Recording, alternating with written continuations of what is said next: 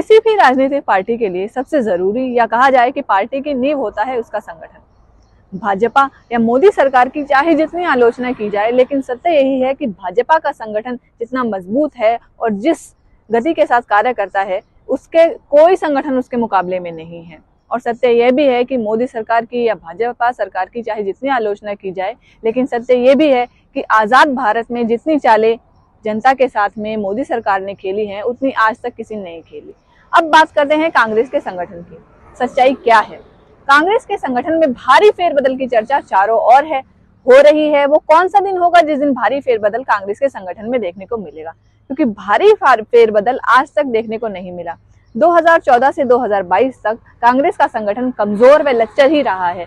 हमारे कहने का मतलब है कि ये लच्चर व कमजोर संगठन के कई कारण हैं। जैसे कांग्रेस के संगठन में पदाधिकारी, सचिव, महासचिव व सेल के चेयरपर्सन की नेम प्लेट लग जाती है। अफसोस कि उन कमरों में कोई आकर नहीं बैठता।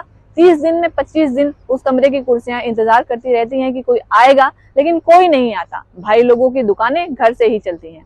कांग्रेस अध्यक्ष मल्लिका जी, हम आपको बताना चाहते हैं कि कांग्रेस के संगठन में ज्यादातर सचिव व सेल के चेयरपर्सन अप्रेंटिस हैं। इन अप्रेंटिसों को कांग्रेस में क्यों लिया गया है, ये समझ से बाहर है, क्योंकि कांग्रेस को इनकी कोई जरूरत नहीं है।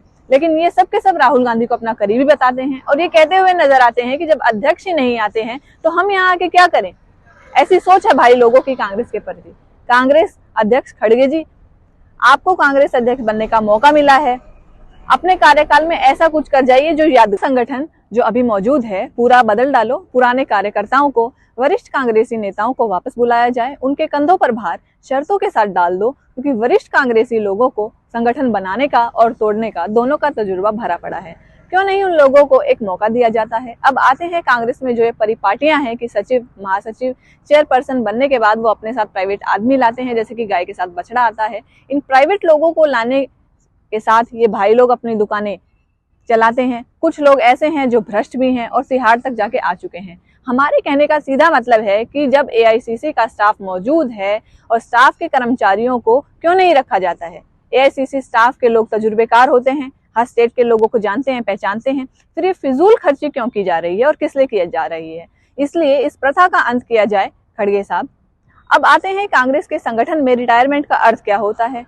ये आज तक समझ से परे है, क्योंकि यहाँ आदमी रिटायर होता ही नहीं है। रिटायरमेंट की डेट के दूसरे दिन भी कुर्सी पर ही बैठा मिलता है। कहा जाता है कि अनुभवी लोग हैं, इसलिए इनकी जरूरत है। हम कहना चाहते हैं कि इन अनुभवी लोगों के पीछे जो लोग लाइन लगा के खड़े हैं वो भी अनुभवी हैं। उन लोगों को क्यों व उनके प्रमोशन को उन लोगों को क्यों आगे बढ़ने नहीं दिया जाता है? हमारे कहने का सीधा मतलब है मल्लिका जी, आप आए हैं तो कुछ ऐसा कांग्रेस के लिए यादगार करें, अपनी छाप छोड़े और लोग ऐसा कुछ करें। दुनिया में रहना है तो काम कर प्यारे, हाथ जोड़ सबको सलाम कर प्यारे, वरना ये दुनिया जीने नहीं देगी, खाने नहीं देगी, पीने नहीं देगी, खेल कोई नया सुबह शाम कर प्यारे। जिससे दुनिया याद करे कि हाँ, कांग्रेस का कोई अध्यक्ष भी हुआ था। ये सब परिपाटियों को तोड़ें, ये कांग्रेस के लिए रुकावट है। आपसे उम्मीद है कि आप ऐसा ही कार्य करेंगे। इसलिए कांग्रेस अध्यक्ष खड़गे जी, संगठन के बारे में आप अच्छे तरीके से जानते हैं, क्योंकि आप भी कभी जनरल सेक्रेटरी इंचार्ज महाराष्ट्र रहे हैं। उसको मद्देनजर रखते हुए परिवर्तन कर डालो, और परिवर्तन का ही समय चल रहा है मल्लिका जी।